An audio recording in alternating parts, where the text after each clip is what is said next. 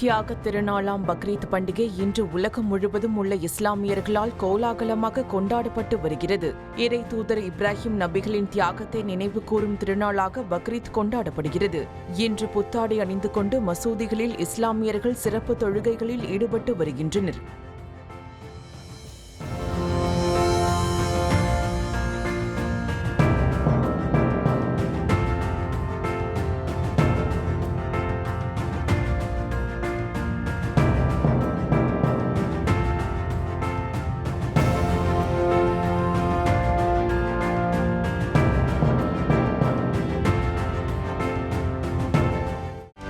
செய்திகளை உடனுக்குடனும் துல்லியமாகவும் தெரிந்து கொள்ள சப்ஸ்கிரைப் பண்ணுங்க.